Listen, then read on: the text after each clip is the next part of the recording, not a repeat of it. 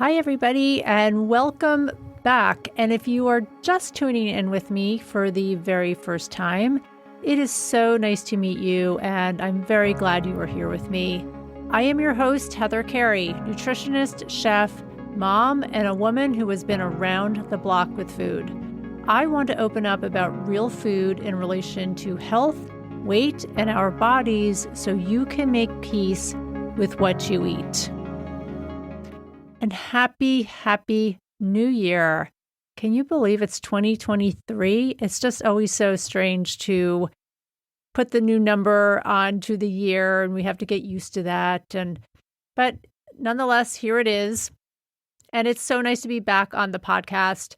I feel like it's been a long time that has passed, and even though it's only been about 2 weeks, but I hope you had a joyous holiday and rested and relaxed. COVID still lingered around my family and disrupted yet another holiday for us, but it was all okay. I had my 3 kids at home, and that is all I really want to do these days. My kids are all grown and flown, and I just want to spend some time with them, and I got my wish. You know, when you have grown kids and they live away from you, it's such a treat to get them all together all at once. So I was thrilled with that. How does a new year feel for you? I have to admit, I am usually pretty excited for any new year because it just feels very full of possibilities. The world is bursting with options and creativity, and I love to imagine what paths I am going to take this year. I know for me that pursuing creativity, like signing up for a new art class or upping my journal practice, always fuels new ideas for my business or my cooking. I have a lot of new ideas for work, new workshops, cooking classes are in the works, and I'm definitely planning ways to be able to strategically take my business on the road with me and work remotely. I can start to imagine that now. My 3 kids are now all out of college, which just feels unbelievable to me, but it's starting to feel very attainable. Now, right now, I'm also facing an unexpected surgery that came up that I'm going to have in February, which is threatening to block my idea funnel a little bit. It's not what I had planned for, but nonetheless, it's something that I realized I need to do. And it's definitely been on my mind a lot, considering that it came on very unexpectedly. And I'll possibly go into more detail about the surgery and everything in another episode, but that's not really relevant right now. Because what really has come up for me in relation to having the surgery is not so much the surgery itself, but a couple of other things. Namely, patience and fear.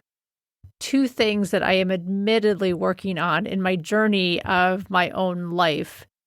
The waiting, the slowing down, and the letting go of outcomes.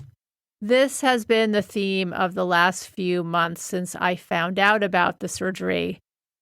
So being intentional and self-assured that I am making the correct decisions with the correct doctor at the right time is definitely up for me right now. Not easy for a person who likes to have the answers and wants to make sure I am doing the right thing for myself, not to mention other people.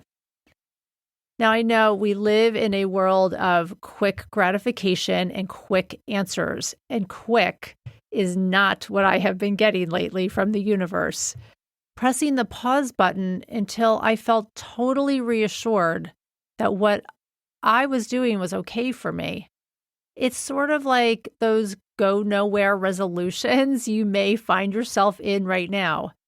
Many of you may have set out a new course and started a dry January challenge where you don't drink for 30 days, or another round of Whole30, which is just another diet that pretty much eliminates anything good in this world. Maybe you went on a cleanse or you're on a detox. A goal to get to the gym 5 mornings a week. Now, I'm curious to know how this is all going for you because statistically, almost every New Year's resolution fizzles out about the third week in January. And by February, totally yesterday's news. For so many of us, the new year brings new beginnings in terms of getting healthy or eating healthy. Health is a big thing in January. And in fact, when I Googled how to eat healthy in 2023, just a mere 1 billion hits came up. So this is one popular search term right now and for every year around this time. Now, I just mentioned that part of my 2023 is to pause and wait a little bit more. There's no harm in the wait. But let me explain what the pause means to me and what it might mean to you, and why slowing down and giving your goals some deeper thought, and why this is so important if we want to make progress with ourselves. When it really comes down to it, my pause and wait theme that I have going on right now has everything to do with fear. Maybe you can relate to this if you really stop and just think about what's going on with you. Actually, really give the word fear some thought for a minute. Almost all of our hesitations or why we start something and don't follow through or why we never start something are based on fear. The other day, someone asked me a very profound question. What would you do if you weren't afraid? At the time, I rolled a little bit because you too have probably heard that sentence, that question floating around somewhere in a greeting card or on an Instagram quote. What would you do if you weren't afraid? So I shrugged because what would I do if I wasn't afraid? I would do everything because I realized that my life is very centered around fear. Now, coming closer to home with my surgery looming, I realize I have been feeling nothing but full-blown fear. I am the first to admit I am really nervous to have surgery. Actually, my word of the moment after pause and wait for the last 3 months has been, quote, terrified. When you are filled with terror, all you want to do is run and hide. And that is exactly how it has felt for me in regards to having the surgery. I've had surgery before, so I have experience with this, and I know there is pain involved. And in fact, my last surgery, there was a lot of pain. I had successfully tucked that memory far away into a deep, dark drawer until just recently. I didn't realize how fearful I had actually felt and how traumatic the last surgery was for me. And now here I am faced with another unexpected event, and it's dragging up all sorts of fear. And cue the what ifs, which is fear's best friend. What if something goes wrong? What if it doesn't work? In case you're wondering, what if is just another way to say, I am in fear. I am scared.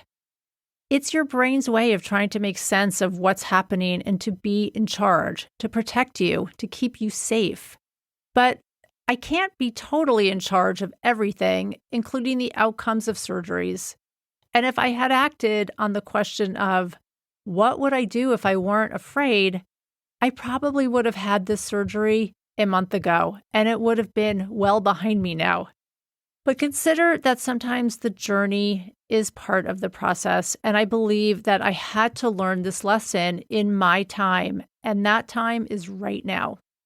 I'm at the part where I need to trust a surgeon and trust that all will go okay and be okay. I'm learning to lean in a little bit more into my intuition and into my spirituality, whatever you want to call it, the universe, whatever you choose to call it, and just simply trust. And that can take time. That can take a lifetime. So this year, we can all start to focus on what is rather than what if. What is? What is keeps us in the here and now. What is keeps us cultivating gratitude and compassion for ourselves. What is says, I am doing my very, very best. And what is helps us look at what we can control and what we cannot. Like the fact that we are getting older, for example, and what we might like to consider changing as a result.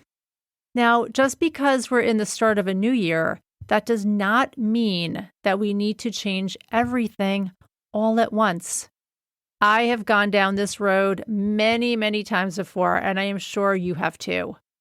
I was getting on some diet, not drinking for a month, which I felt at the time would be impossible.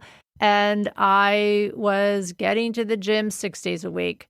I'd allow myself one rest day. Okay, you can imagine how that all went not well.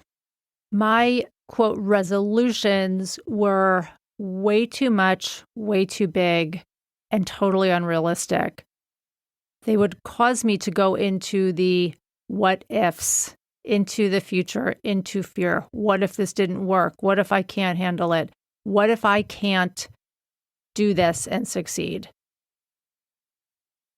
And you may have some fears and what ifs right now too. If you are considering big resolutions and big goals and big things are just coming up. What if I don't lose weight right now? What if I jump into a detox and it doesn't work? What if I'm unhealthy for the rest of my life and I can never get myself out of my spiral? This is all your fear talking to you. So what can we do right now to get ourselves out of the what ifs and into the what is? Well, I'm glad you asked because I have an actionable plan for that. And I love action. Now, in my show notes, I have a free resolution redo guide. So take the time to go into the show notes and download that guide. It's totally free and it will totally help you reframe how you look at resolutions and goals for this coming year. And I want that for you because I have been around that block. I know how this feels. And by February, you will probably have forgotten about the resolutions you were considering in January. So let's go through this a moment. The first thing I want you to do when we are reframing how we want to look at our new year and any goals or resolutions that we want is to take the time, give yourself a couple of hours to create a big vision for yourself. That means sitting down with a journal, piece of paper, whiteboard, whatever it is, whatever it works for you, and think about all that you want to achieve this year. Now, think big here. This does not mean that you are doing it all. It just means that you are having a dream session. Get creative. What do you want to accomplish in the next couple of months for this year? I mean, I know I have a lot that I want to do. Half of them might not even make sense to do them now, but I'm just writing them down. I'm getting them out of my head and onto paper. Don't go into overwhelm here when you do this. We're not committing to all of these goals because too many goals typically means we do absolutely nothing. It becomes too overwhelming. So you will get confused as to what to do first. We're just sitting and having our dream session, and that should be fun. That should be a creative pursuit. So again, I have that guide in my show notes on resolution redos. You can print that out and use it for this. It has pages you can fill in right there to help keep you focused on this. And focus is a requirement here because the fact is, like I said before, 90% of those vague resolutions fail within a month of setting them. So if you want to try something different this year, I suggest grabbing the guide. And again, of course, it's totally free for you. Okay, number 2, I want you to take one of those goals and just pick one goal that feels very important to you right now. It does not mean that your dream of scuba diving in the Caymans is not going to happen. It just means that we're starting with one. Simplify here. If you don't know this by now, we are all inundated with information. We are in absolute overload. There's nothing simple about living life today. But goal setting can be simple. So let's start with just one. Just trust me on this. You can always go back to all the other goals that you have on that list. And before you decide on your one goal, I want you to take a minute. If you're just sitting and listening, if not, you can get to a comfortable place and just get still. I want you to close your eyes for a moment and breathe. Put aside the goal and consider how you want to feel. If weight loss is your goal this year, look at the feelings that sit around your goal. See yourself a little bit into the future. Are you happy? Your goal has been set for you. You've succeeded at your goal. How do you feel? Do you feel content? What is coming up for you? Do you feel fearful? This helps to tap into why you want this goal. It has to go beyond just the goal of, I want to lose weight so I can be a size 2 again.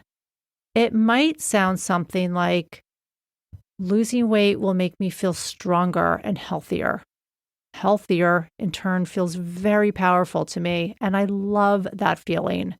I want to be a woman who steps into life with confidence.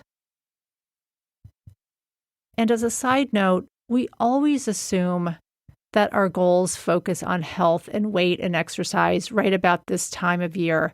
But the reality is that we have a lot more in our lives than just our physical bodies. You also might want to just consider your home life, your relationships, your career, your spirituality. Consider that focusing on one goal can be like a domino effect for all of the other goals. Making a career change, for example, might mean that you work closer to home, which in turn gives you more opportunity to exercise more or spend time with your partner. Focus on what most needs your attention right now and reflect on it, flowing into all your other goals and how that would make you feel.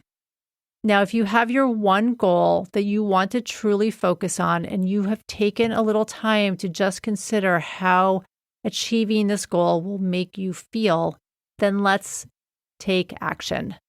You may have heard of SMART goals, and if not, let me explain. The word SMART is an acronym for specific, measurable, attainable, relevant, and time-based. The failure to simplify things is what makes us lose sight of our resolutions in January. I'm going to lose weight is totally vague. If your goal really is to lose weight, get specific. How much per week? And ask yourself if this is really the best time to start this goal. Now, I know for me, the deep dark of winter is really not my best time to start a physical goal. I know it's the new year and we all get kind of motivated to do that. We're post-holiday now and we have time on our hands. But I see winter as a time for creativity and work. But that's just me. Your goals might be totally focused on weight loss, and that's great. But the goal needs to be relevant. If you saw a doctor and she said that losing 20 pounds would make a significant difference in your blood pressure numbers, this may very well motivate you to begin that weight loss goal. It's relevant. It's necessary. Finally, making the goal time-based takes it from, I want to lose 20 pounds sometime this year to, I want to lose 20 pounds by May 1st. That can help you keep on track because you now have a deadline. Now, let's get even more specific and figure out the next steps and what actions can you take right now to get this goal in motion. Let's stick with the weight loss goal as an example. Some action steps might be to set a start date. You might want to figure out how many calories you need as a guide for losing weight. I happen to love a good reward for good behavior. So how about a non-food reward like a massage for every 5 pounds lost? In my resolution redo guide, I give you more guidance on this and a worksheet to actually hone in on these very specific action steps. So definitely download that guide. Now, the very best way to keep all of your goals and actions top of mind is to buy yourself a journal and record your progress. Write this down. Journal when the days feel tough. Cheer yourself on like you would a good friend. Write about your fears and those what ifs and focus on what is happening right now. This is hard work. Goal setting takes commitment. And you are doing your very best. And you, my friend, have got this. Finally, this year, let's learn to just let go a little bit of the outcome. The results of your goals may not be perfect. You may not even reach your goal. And that's totally okay. This is how we learn and grow. Trust your process. Thank you so much for listening and being here with me today. I can't wait to see how your progress goes with your goals and how you're doing. Please be sure to grab my resolution redo guide so that you can make this year a great one for you. And if you loved this episode, please be sure to rate and review it on Apple Podcasts or wherever you listen to your podcasts. I would love it. Have a great day, everybody, and bye for now.